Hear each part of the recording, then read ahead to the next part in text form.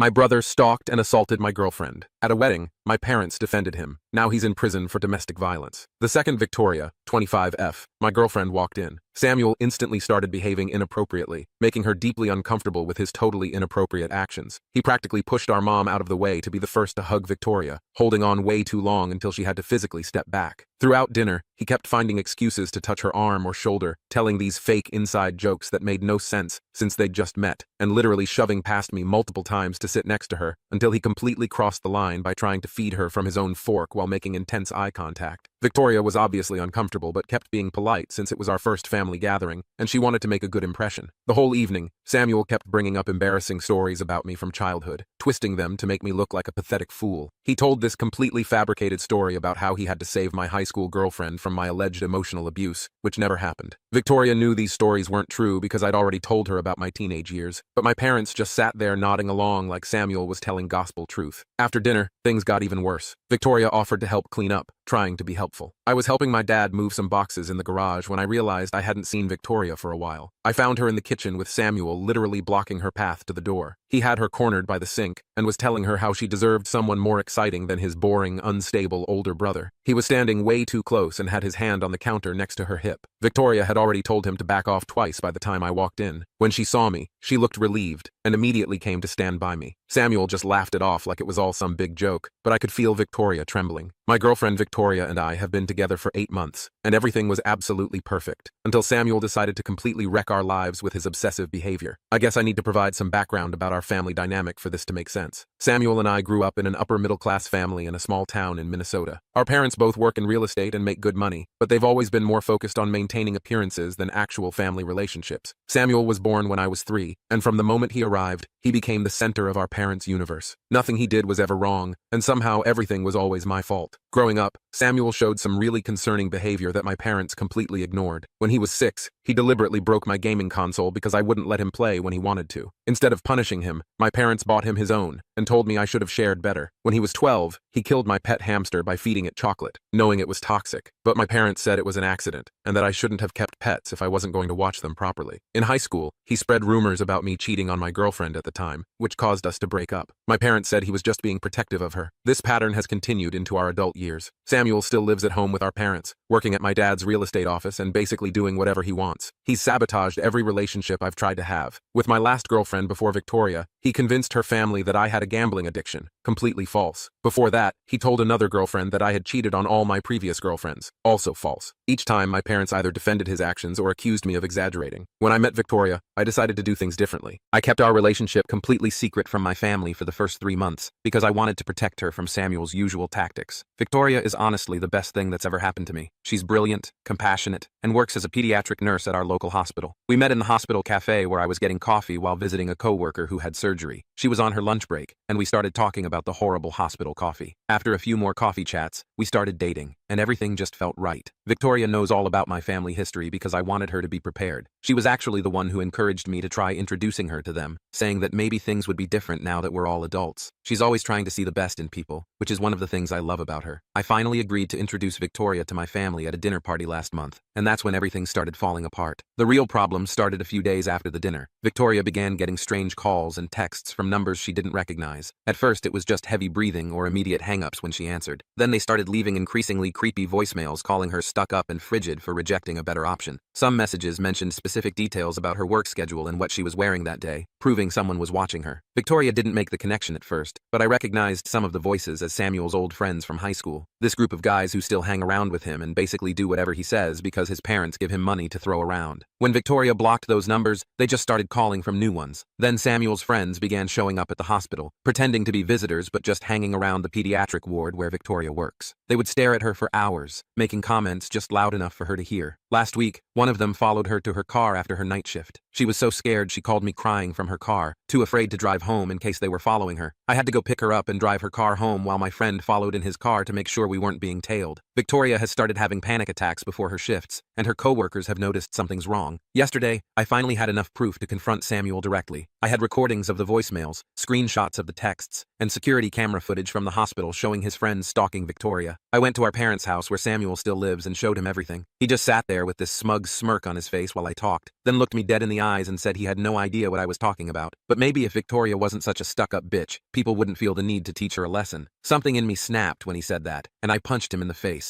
Samuel immediately started wailing like I'd tried to kill him, even though it was barely a bloody nose. Our parents came running in, and of course, they completely lost it at me, not at Samuel. They didn't even look at the evidence I was trying to show them. Mom was hysterical about her baby boy being attacked, while Dad was screaming about how I've always been jealous of Samuel and need professional help for my anger issues. When I tried to explain about the harassment, Mom actually said that Victoria must have led Samuel on at dinner and was now playing the victim because she got caught flirting with him. Dad told me to get out of his house and not come back until I've apologized to Samuel and gotten my head straight. I'm writing this from Victoria's apartment where I've been since last night. She's finally fallen asleep in the other room after crying for hours because she's terrified to go to work tomorrow. Her supervisor has been understanding so far, but Victoria's worried she'll lose her job if this keeps escalating. She loves working with the kids in the pediatric ward and shouldn't have to give that up because of my psychotic brother. I just don't know what to do anymore. Every time I think Samuel can't stoop any lower, he proves me wrong. Our parents are completely enabling his behavior and gaslighting both me and Victoria about what's happening. The police won't do anything without more concrete evidence linking Samuel directly to the harassment. Victoria is living in fear. Her job might be at risk, and my family is acting like we're the ones causing problems. Has anyone dealt with something like this? How do I protect Victoria while dealing with my toxic family? Should I be doing more to document everything that's happening? Any advice would be appreciated because I'm at my wit's end here. Update 1. First, I want to thank everyone who commented on my original post. Reading all your responses helped me realize how serious this situation really is, and Victoria and I have been trying to follow the advice many of you gave about documenting everything and taking legal action. Unfortunately, things have only gotten worse over the past 2 weeks, and I need to vent about what's been happening. We followed the advice about going to the police. Victoria and I spent hours compiling evidence, screenshots of all the threatening texts, recordings of the voicemails, and security footage from the hospital showing Samuel's friends lurking around. We also had written statements from 3 of Victoria's co-workers who witnessed the stalking behavior. The police officer we spoke to seemed concerned at first, especially about the workplace harassment, but then everything got complicated. It turns out Samuel's best friend Tyler, one of the main guys involved in harassing Victoria, is the son of a local police sergeant. When we mentioned Tyler's name, the officer's whole attitude changed. He started saying that without direct proof that Samuel was orchestrating everything, there wasn't much they could do. He suggested that maybe Victoria was misinterpreting friendly attention from guys who were just hanging around the hospital for legitimate reasons. He even had the nerve to ask if Victoria might have encouraged their attention somehow. We asked to speak to a different officer, preferably a female officer, but they gave us the runaround. Eventually, they said they would issue warnings to the people we could identify from the security footage, but that was the most they could do without concrete evidence of actual threats. It felt like a complete waste of time. My parents' reaction was even worse than I expected. The day after we went to the police, Samuel showed up at their house with a black eye, claiming I had attacked him again. I hadn't even seen him since the night I punched him 2 weeks ago, but of course, my parents immediately believed him. My mom called me crying hysterically about how I was out of control and trying to destroy Samuel's life. She said that going to the police proved I was deliberately trying to ruin his future over a silly misunderstanding. Then my dad called. He was furious. He threatened to cut me off financially, which would have been scary if I still depended on them. Thankfully, I have a good job in software development and my own apartment. He also threatened to fire me from the family real estate business, forgetting that I've never actually worked there. That's Samuel's job.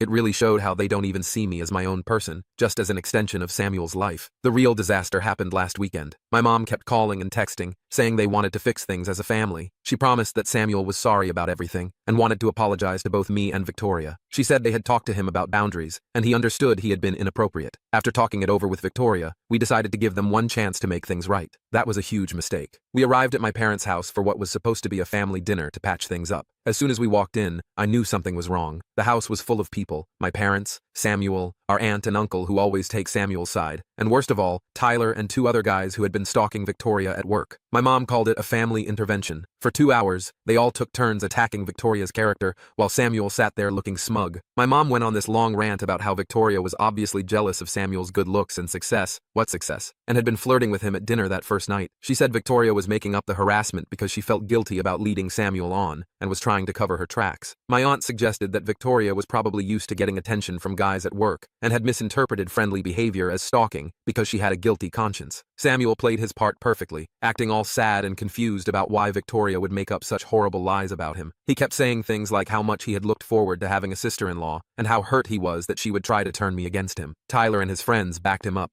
swearing they had only gone to the hospital because they were visiting Tyler's sick grandmother, who apparently moves between different floors and departments every day. The worst part was when they started questioning Victoria's mental stability. They brought up how she sometimes works night shifts, suggesting that maybe sleep deprivation was making her paranoid. They talked about how stressful it must be working with sick children, implying that maybe she was projecting her work stress onto innocent interactions with Samuel and his friends. My mom even had the audacity to recommend a therapist who could help Victoria work through her tendency to create drama. Victoria tried to defend herself at first, calmly explaining the harassment and showing them the texts and voicemails again, but they talked over her, dismissed her evidence as misunderstandings, or suggested she had somehow provoked everything. When Tyler started describing in detail what Victoria had been wearing on specific days at work, proving he had been stalking her, my parents acted like this was evidence that Victoria had been trying to attract attention. It all became too much when they invited Tyler and his friends to join us for dessert, saying they wanted to show us what nice young men they really were. Victoria started having trouble breathing and had to leave the room. When I tried to go after her, my mom grabbed my arm and said it was time for me to choose between my real family and a girl who was obviously unstable and trying to cause problems. I chose Victoria. We left immediately, and I haven't spoken to my family since that night. Samuel's friends have gotten bolder with their harassment, now spreading rumors at Victoria's workplace about her being mentally unstable and having a history of making false accusations. Her supervisor called her in for a meeting yesterday to discuss concerns about workplace drama. Even though he seemed sympathetic, he warned her that all the disruption was starting to affect her job performance and suggested she might want to consider transferring to a different department or hospital. We've hired a lawyer who is helping us pursue restraining orders, but it's a slow process. Victoria has been looking into positions at other hospitals, and one of her former colleagues has offered to help her get a job at a hospital in a city about 300 miles away. I hate that we're being forced to consider such drastic measures, but I can't stand seeing Victoria so scared and stressed all the time. She cries before every shift now, and she's lost weight because she's too anxious to eat properly. I just don't know what to do anymore. Every attempt to handle this reasonably has backfired. My family is completely delusional, the police are useless, and it feels like Samuel is winning. How do you fight back when everyone is determined to believe the worst about you and the best about your abuser? Update 2. I wish I was posting with better news, but everything has completely fallen apart after what happened at my cousin Holly's wedding last weekend. I've been trying to process everything for the past few days before writing this update. What was supposed to be a happy family celebration turned into an absolute nightmare that ended with Samuel in handcuffs and our family permanently divided. Some context first. Holly has always been the only family member besides my grandfather who saw through Samuel's act. When we were kids, she caught Samuel torturing her cat and told everyone, but my parents convinced the family that she was lying for attention. She's never forgotten that, and she's been firmly on my side through this whole situation with Victoria. She even wrote a detailed statement for our lawyer about Samuel's history of concerning behavior. When Holly sent us the wedding invitation, Victoria and I were hesitant to attend, but Holly called us personally and promised that she had only invited Samuel because her parents insisted, and that she had hired extra security specifically to watch him. She also seated us at a table with her husband's family, far away from my parents and Samuel. We thought with all the witnesses around and security present, Samuel wouldn't try anything stupid. We were wrong. The ceremony went fine, mainly because Samuel was busy being one of the groomsmen. Holly's husband is our cousin on the other side of the family and didn't know about any of the drama. At the reception, everything seemed okay at first. Samuel was sitting at the family table with our parents, and we were across the room with Holly's in-laws. Victoria was finally starting to relax and enjoy herself for the first time in weeks. Around 9 p.m., Victoria went to use the bathroom. She'd been gone maybe 10 minutes when I noticed Samuel wasn't at his table anymore. Something felt wrong, so I went to check on Victoria. As I was walking toward the bathrooms, I heard Victoria scream. I started running, and that's when Holly's husband Miller and his brother turned the corner ahead of me. They found Samuel pinning Victoria against the wall in the hallway outside the bathrooms, trying to force himself on her while she struggled. He had one hand over her mouth and the other gripping her arm so hard it left bruises. Miller and his brother pulled Samuel off Victoria just as I got there. Victoria was shaking and crying. Her dress was torn at the shoulder, and there were visible bruises forming on her arms. Samuel was obviously drunk, and started yelling about how Victoria had been teasing him all night. She literally hadn't gone near him, and how she had followed him to the hallway. She was there first. Miller's brother, who's a cop in another city, immediately called the local police while Miller helped Victoria to a private room where Holly and her mom were trying to calm her down. Here's where everything got even worse, if that's possible. When the police arrived, my parents tried to stop them from arresting Samuel. My mom was screaming about how it was all a misunderstanding, that Victoria must have led Samuel on, that they shouldn't ruin his life over a little drunken mistake. My dad actually tried to physically prevent the officers from handcuffing Samuel, saying they needed to handle this as a family matter. Samuel switched between crying about how Victoria had seduced him and threatening everyone, saying none of us understood what he was capable of. He looked completely unhinged. When they were finally putting him in the police car, he started shouting that Victoria was a slut who had been asking for it since the first time they met. Several guests recorded the whole meltdown on their phones. The aftermath has been brutal. My parents are on a rampage, calling everyone in the family to spread their version of events. According to them, Victoria lured Samuel to a secluded area, made advances on him, then screamed assault when he rejected her. They're saying she orchestrated the whole thing to get revenge on Samuel for exposing her lies about the harassment. They're even claiming that Miller and his brother roughed Samuel up before the police arrived. They didn't. And that Victoria gave herself the bruises. The one positive development is that Holly's wedding video caught Samuel following Victoria to the bathroom on camera. Between that, the bruises, multiple witnesses, and the videos of Samuel's meltdown during the arrest, our lawyer says we have a solid case. Several relatives who were at the wedding have come forward with statements about Samuel's behavior throughout the night, including him making crude comments about Victoria and following her around the reception. My parents are now threatening to disown me if Victoria doesn't drop the charges. They've been calling and texting non-stop, alternating between guilt trips about destroying the family and threats about ruining my inheritance. They even showed up at my apartment yesterday, causing such a scene that my neighbors called the police. My mom was crying about how I was sending her baby to jail, while my dad threatened to make sure I never work in this state again. Victoria and I have made our decision. She accepted the job offer at the hospital 300 miles away, and I've arranged to work remotely for my company. We're moving at the end of next month. A lot of people might think we're running away, but we just need to get away from all this toxicity and start fresh somewhere else. Holly understands and has promised to keep us updated about any family developments we need to know about. The hardest part in all this is knowing that my family will never admit Samuel needs help. Even after watching him assault someone at a wedding in front of witnesses, they're still defending him and blaming the victim. I've wondered if anything would have been different if someone had stepped in when we were kids, but I guess we'll never know. Right now, I just need to focus on protecting Victoria and building our new life together, far away from Samuel and my parents' enabling behavior. Update 3. I wasn't planning to post another update, but something happened yesterday that I feel like I need to share. After 4 years of blessed silence from my family, I received a hysterical phone call from my mom that honestly left me feeling both vindicated and deeply sad. First, a quick update on where things stand with Victoria and me. We got married 2 years ago in a small ceremony with Holly's family and Victoria's relatives. We bought a house in our new city, and Victoria is now the head pediatric nurse at her hospital. I'm still working remotely for the same company, but got promoted to senior developer last year. We're expecting our first child, a little girl, in 3 months. Life has been peaceful and happy, which makes what I'm about to share even more disturbing. Yesterday afternoon, I was in a meeting when my phone started blowing up with calls from my mom. I usually ignore unknown numbers since my family tends to get new phones to try to contact us, but this time she left a voicemail that sounded really desperate. When I called back, she was crying so hard I could barely understand her. It turns out Samuel got married last year to a woman named Rachel. None of us knew about it because we've had no contact with that side of the family since the wedding incident. Apparently, Samuel met Rachel at church, and their families arranged the marriage pretty quickly. My mom was babbling about how perfect everything was, how Samuel had finally found a good Christian woman who understood him, and how they were all so happy until last week. Last Thursday, Rachel's coworker called the police after Rachel missed 3 days of work. When officers did a welfare check, they found Rachel with severe injuries. She had 2 broken ribs, a fractured wrist, and bruises all over her body. But here's the part that really got me. When the police investigated, they discovered that my dad had been helping Samuel cover up the abuse for months. Rachel finally broke down and told the police everything. Samuel had started hitting her just 2 months into their marriage. Every time she threatened to leave or tell someone, my dad would step in, using his connections in the real estate business to pressure Rachel's family about their mortgage, or threatening to get her fired from her job at one of his friend's companies. He even convinced Rachel's parents that she was mentally unstable and making up stories about Samuel, using the same tactics they used against Victoria. The final incident happened because Rachel got a promotion at work that would have given her financial independence. Samuel completely lost it and beat her so badly she couldn't go to work. When she called my dad for help, he told her to put some ice on it and remember her wedding vows. That's when her coworker got involved and called the police. Both Samuel and my dad were arrested. Samuel for domestic violence, and my dad for witness intimidation and conspiracy. Mom wanted me to come back and help deal with everything. She kept saying that family needs to stick together in times of crisis, that Samuel and Dad needed my support, and that Rachel was obviously exaggerating things just like Victoria had. I lost it. I told her exactly how I felt about her enabling Samuel's behavior for his entire life. I reminded her of what they did to Victoria, how they chose to support Samuel even after watching him assault her at Holly's wedding. I asked her if she ever once considered that if they had gotten Samuel help when he was younger, or held him accountable for his actions, maybe Rachel wouldn't be in the hospital right now. Mom broke down completely, saying she realizes now that they should have done something sooner. She admitted that she and Dad had always known Samuel had problems, but they thought they were protecting him by covering everything up. Too little, too late. I hung up and blocked her new number. Holly called me later to fill in some details she had heard from family. Apparently, Rachel's parents are devastated and feel horrible about not believing her sooner. They're fully supporting her pressing charges against both Samuel and my dad. The police are also investigating other potential victims, as several of Samuel's ex-girlfriends have come forward with similar stories of abuse and stalking. Victoria suggested we reach out to Rachel through Holly to offer support if she needs it, which we probably will. Victoria pointed out that she was lucky to have support when she dealt with Samuel, and Rachel might need someone who understands understands what she's going through. Some people might think I'm being cold toward my parents, but I've learned that enabling toxic behavior only leads to more victims. My family had countless chances to change and chose not to. Now they can deal with the consequences of their choices without my help. My job is to protect my own family now, my wife, our unborn daughter, and the peaceful life we've built far away from their toxicity. Update 4. A lot of people have been messaging me asking for an update about the situation with Samuel, my dad, and Rachel, so here's what's happened in the last 6 months. First, the good news from my side. Victoria and I welcomed our daughter Emma 3 months ago. She's perfectly healthy and absolutely beautiful. Being parents has been amazing, and it's made us even more certain that cutting contact with my toxic family was the right choice. Holly and her husband came to visit last month to meet Emma, and watching them with her just reinforced what real family love looks like. Now for the updates about Samuel and my dad's case. Holly has been keeping us informed since she's still in contact with extended family. Samuel took a plea deal last month. He's getting 8 years in prison for aggravated domestic violence, with the possibility of parole after 5 years. My dad's case is still ongoing, but his lawyers are apparently trying to negotiate a deal too. His real estate license has been suspended pending the investigation, and most of his business partners have cut ties with him. The most surprising development has been my mom. After our last phone call, she finally started therapy, according to Holly. She's moved out of the family home and filed for divorce from my dad. Last week, she sent me a 12-page letter apologizing for everything, enabling Samuel's behavior throughout his life, not protecting me when we were kids, and especially for how they treated Victoria. She acknowledged that she and Dad essentially created the monster Samuel became by never holding him accountable. I haven't responded to the letter yet. Part of me appreciates that she's finally facing reality, but it's too little too late. Where was this insight when Samuel was torturing animals as a kid? Or when he was stalking Victoria? Or when they watched him assault her at Holly's wedding? Victoria and I are discussing whether we might eventually let her have a supervised relationship with Emma, but that's years away if it happens at all. Rachel has been in contact with us through Holly. She's doing better. She's living with her sister in another state and going through intensive therapy. She's filed for divorce and is cooperating fully with the prosecutors. According to Holly, several other women have come forward about Samuel abusing them in the past, including 2 from his church. The police are investigating these cases too. Rachel's parents have been incredibly supportive since the truth came out. They've publicly apologized to her for not believing her sooner